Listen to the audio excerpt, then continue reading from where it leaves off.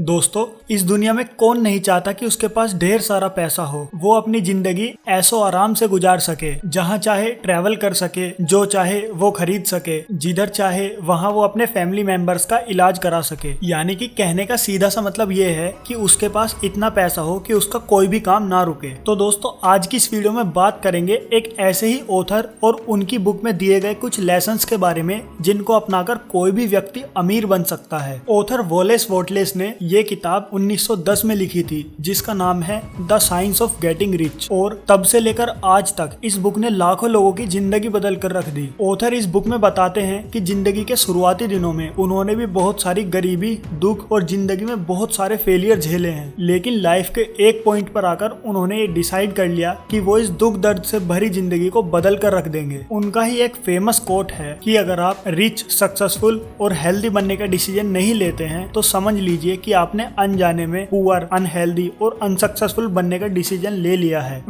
Author अपनी इस book में फर्स्ट लेसन जिसके बारे में बात करते हैं वो है the right to be rich, यानी कि अमीर बनना सिर्फ आपकी चाहत ही नहीं बल्कि आपका अधिकार भी है। इस दुनिया के प्रत्येक व्यक्ति का अधिकार है अमीर बनना। सबसे पहले आप अपने दिमाग में ये बात बैठा लीजिए कि पैसे के बिना ये लाइफ बहुत मुश्किल है। अगर आप गरीब हैं और आपके पास पैसा नहीं है तो ना तो आप अच्छा खाना खा सकते हो जिससे आपकी फिजिकल हेल्थ अच्छी रहे, और ना ही आप अच्छी एजुकेशन ले सकते हो जिससे कि आपकी मेंटल ग्रोथ हो, और लग्जरी वो तो आप भूल ही जाइए। इसलिए इस जीवन का एकमात्र ही उद्देश्य है कंटिन्यूअसली ग्रोथ करते रहना। एक बार अगर आप फाइनेंशियली स्ट्रॉन्ग हो जाते हैं तो आप अल्टीमेटली खुद ही हर एक फील्ड में ग्रोथ करने लगते हैं। जैसे कि मान लीजिए कि आप एक 25 साल के युवा हो, आपने अपनी पढ़ाई कंप्लीट की और आपने सोचा कि मैं फाइनेंशियली फ्री होने के लिए एंटरप्रेन्योरशिप का रास्ता अपनाऊंगा, और जल्द ही आपने अपना स्टार्टअप शुरू कर दिया और 2 साल आपने अपने स्टार्टअप पर तन, मन और धन से काम किया, और देखते ही देखते आपकी कंपनी की नेटवर्थ 400 करोड़ रुपए हो गई। अब आप एक मिडिल क्लास बॉय की श्रेणी से उठकर एक टॉप क्लास बिजनेसमैन की श्रेणी में आ गए। तो अब आपकी फाइनेंशियल ग्रोथ तो हो ही गई और साथ ही साथ आपकी क्वालिटी ऑफ लाइफ की भी ग्रोथ हो गई, यानी कि आपके रहन सहन का तरीका अच्छा और काफी लग्जरी हो गया। और इसके अलावा आपने अपने छोटे भाई बहनों को वर्ल्ड क्लास टॉप इंस्टीट्यूट में पढ़ाया तो उनकी मेंटल ग्रोथ हो गई। ओल्ड एज में अपने माता पिता का अच्छे से ख्याल रखा, उनका अच्छी जगह इलाज कराया तो उनकी भी हेल्थ में ग्रोथ हो गई। साथ ही आपकी सोसाइटी में भी आपका स्टेटस बढ़ गया तो आपकी सोशल ग्रोथ भी हो गई। लोग आपको अपना आइडियल मानने लगे। इसलिए मैंने आपसे पहले ही कहा कि आपकी फाइनेंशियल ग्रोथ से ही बाकी सारी ग्रोथ जुड़ी हुई है। ऑथर अपनी बुक के दूसरे चैप्टर में बताते हैं कि जिस तरह इस फिजिकल वर्ल्ड के सारे फिनोमेना के पीछे एक साइंस है, केमिस्ट्री के सारी रिएक्शंस में एक साइंस है, उसी तरह अमीर बनने के पीछे भी एक साइंस है। There is a science of getting rich. इस साइंस के सारे रूल्स को समझकर और जानकर चाहे कोई भी व्यक्ति अमीर बन सकता है। अमीर बनने के लिए जरूरी नहीं है कि आप किसी बिजनेसमैन के घर में ही पैदा हुए हो, आप हाईली इंटेलेक्चुअल और टैलेंटेड व्यक्ति ही हो, बल्कि अमीर बनने के लिए तो जरूरी है एक सर्टेन मेथड से लगातार काम करने की। तो दोस्तों, अमीर बनने का सबसे पहला साइंस है thinking in a certain way.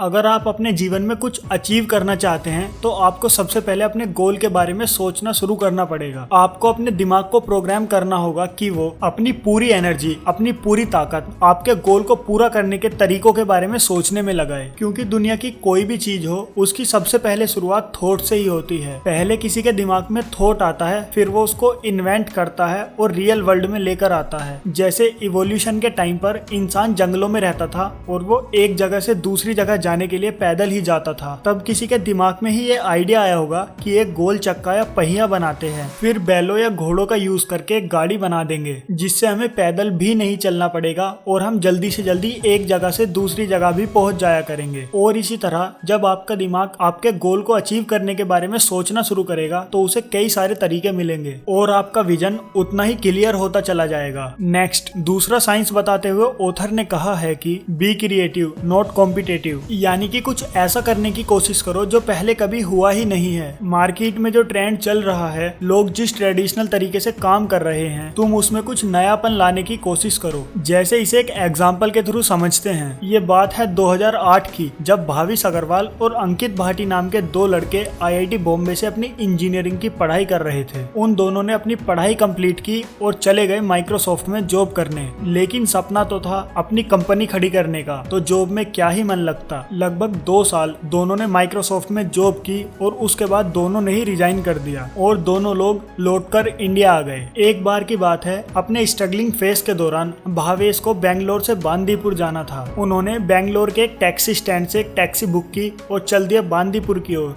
Bandipur पहुंचने से पहले रास्ते में एक जंगल पड़ता था, जहां पर ड्राइवर ने अपनी गाड़ी रोक ली। जब भावेश ने गाड़ी रोकने का रीजन पूछा तो ड्राइवर ने बांदीपुर तक जाने के लिए और पैसे मांगने शुरू कर दिए। भावेश ने बोला कि बात तो कम में तय हुई थी, और ऐसा सुनकर ड्राइवर भावेश को ही उल्टा सीधा बोलने लगा और एंड में भावेश को ड्राइवर की बात माननी पड़ी और बांदीपुर तक जाने के लिए भावेश को एक्स्ट्रा पैसे देने पड़े। भावेश को ड्राइवर का ये रवैया बिल्कुल भी पसंद नहीं आया और फिर उन्होंने इस टैक्सी बिजनेस के बारे में सोचना शुरू कर दिया। और फिर एक दिन उनके दिमाग में आइडिया आया कि क्यों ना एक ऐसा प्लेटफॉर्म बनाया जाए जहां पर ड्राइवर और कस्टमर दोनों एक दूसरे से ऑनलाइन कनेक्टेड हो सकें, जिसमें सब कुछ प्री डिसाइडेड हो कि कहां तक जाना है, कितने पैसे लगेंगे और कितने लोग बैठेंगे गाड़ी में, और साथ ही जीपीएस और लोकेशन भी ऑन ही रहेगी, जिससे कि दोनों में से किसी को भी सिक्योरिटी का इशू नहीं होगा। उन्होंने अपने दोस्त अंकित भाटी के साथ मिलकर इस आइडिया पर काम करना शुरू कर दिया और आगे चलकर उन्होंने एक बहुत बड़ी कंपनी खड़ी कर दी, जिसे आज हम लोग ओला के नाम से जानते हैं। ओला इतना बड़ा प्लेटफॉर्म इसलिए बन पाया क्योंकि उस टाइम इंडिया में एक लौता ही एक ऐसा प्लेटफॉर्म था जो टैक्सी को इस तरह से मैनेज कर रहा था। इसलिए ऑथर ने कहा है, be creative not just competitive, क्योंकि जब आप कॉम्पिटिटिव हो जाते हैं तो आप अपनी क्रिएटिविटी पर बिल्कुल भी ध्यान नहीं देते और बस आप दूसरे के काम करने के तरीके के अनुसार रिएक्ट करना शुरू कर देते हैं। और इस टाइम आप वो करना शुरू कर देते हैं जो दूसरे को नीचा दिखा सके, बल्कि इसकी बजाय आपको वो करना चाहिए जो आपको और आपके बिजनेस को ऊंचा दिखा सके। नेक्स्ट, तीसरा साइंस है मेंटेन ग्रेटिट्यूड। ऑथर का मानना है कि ग्रेटिट्यूड एक ऐसा टूल है जिसके जरिए कोई भी इंसान एक इनक्रेडिबल सक्सेस अचीव कर सकता है। ये दिखने में तो बहुत ही सिंपल है, पर ये आपकी मेंटेलिटी पर बहुत ही गहरा असर डालता है। इसे हम टोनी रॉबिन्स की कहानी के थ्रू समझ सकते हैं। ये उस समय की बात है जब टोनी रॉबिन्स की उम्र मात्र 12 साल थी। उनके पिता उनकी फैमिली को पूरी तरह अकेला छोड़ चुके थे। फिर आया दिन थैंक्स गिविंग का, जब एक तरफ सभी लोग अपनी अपनी फैमिली से मिल रहे थे और सेलिब्रेशन कर रहे थे, दूसरी तरफ टोनी की फैमिली के पास खाना खाने के लिए पैसे नहीं थे। तभी वहाँ पर एक आदमी आया जो अपनी गाड़ी से उतरकर टोनी को खाने का डिब्बा दे गया। ये देखकर टोनी को बहुत ही खुशी हुई। टोनी अमीर व्यक्ति के इस बिहेवियर से बहुत ही ज्यादा प्रभावित हुए और वो इस छोटी सी उम्र में समझ गए कि आपके पास जो भी है उसके लिए ग्रेटिट्यूड शो करना, या जिस व्यक्ति ने आपकी हेल्प की है उस व्यक्ति के प्रति ग्रेटिट्यूड करना बहुत ही जरूरी है, क्योंकि ये आपको खुशी के साथ साथ पॉजिटिविटी भी देगा। उस थैंक्स गिविंग के मौके पर टोनी के अंदर इतनी पॉजिटिविटी आ गई कि उन्होंने डिसाइड कर लिया कि वो बड़े होकर अमीर आदमी ही बनेंगे और दूसरों की मदद करेंगे। जिन लोगों के अंदर ग्रेटिट्यूड नहीं होता वो लगातार खुद को और अपनी सिचुएशंस को कोसते रहते हैं, दूसरों की तरक्की को देखकर जलते रहते हैं, और यही कारण है जिसकी वजह से उनके अंदर निगेटिविटी भर जाती है और वो कुछ बहुत बड़ा करने का सोचने की बजाय अपने आप को बहुत सीमित और लिमिटेड कर लेते हैं। वो कभी भी किसी भी सिचुएशन में खुश ही नहीं रह पाते। नेक्स्ट, फोर्थ साइंस है हैव 100% बिलीफ। अपने आप पर या अपने द्वारा लिए गए डिसीजंस पर बार बार शक ना करें, बल्कि अपने आप पर 100% बिलीव रखें कि आपने जो सोचा है, आपने जो अपना गोल सेट किया है उसको आप लेकर ही रहेंगे, कि चाहे कुछ भी क्यों ना हो जाए। इससे आपके अंदर एक नई एनर्जी का फ्लो होगा और इससे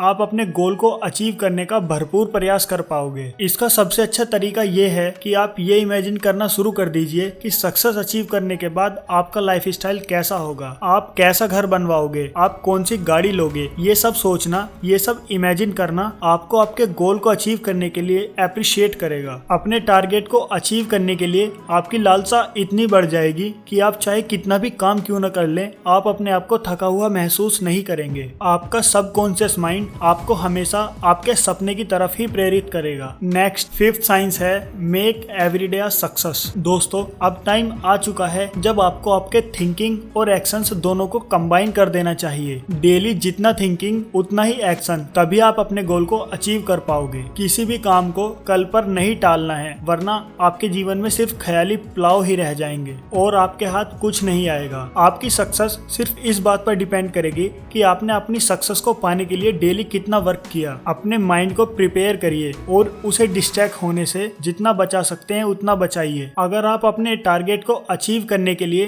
डेली एक एक स्टेप भी उसकी तरफ बढ़ाएंगे तो यकीन मानिए बहुत जल्दी आप अपने टारगेट को अचीव कर लोगे। ऑथर इस बुक के लास्ट में सब कुछ कंक्लूड करते हुए कहते हैं कि आप चाहे किसी भी कंट्री, किसी भी कम्युनिटी या फिर किसी भी बैकग्राउंड से बिलोंग क्यों ना करते हो, ये आपके अमीर बनने के सपने में कभी भी अड़चन पैदा नहीं कर सका। ये आपके बैकग्राउंड पर बिल्कुल भी डिपेंड नहीं करता, बल्कि ये डिपेंड करता है आपके द्वारा लिए गए डेली एक्शंस पर और आपके माइंडसेट पर कि आप उसको कितना पॉजिटिव रख पाते हैं। अब्राहम लिंकन का बहुत ही फेमस कोट है, losers look for security while winner look for opportunities. तो दोस्तों, आज की वीडियो में बस इतना ही। अगर आपने अभी तक हमारे चैनल को सब्सक्राइब नहीं किया है तो जरूर सब्सक्राइब करें और साथ ही बेल आइकन भी प्रेस कर लेना ताकि आपसे कोई भी वैल्यूएबल कंटेंट छूट ना जाए। अगर आपको ये वीडियो पसंद आया हो तो वीडियो को लाइक करो और कमेंट में बताओ कि आपको नेक्स्ट वीडियो किस टॉपिक पर चाहिए, और साथ ही आप इसको शेयर कर सकते हैं अपने दोस्तों और फैमिली मेंबर्स के साथ भी। अपना कीमती समय देने के लिए धन्यवाद। मिलते हैं फिर एक नई वीडियो के साथ, तब तक के लिए जय हिंद।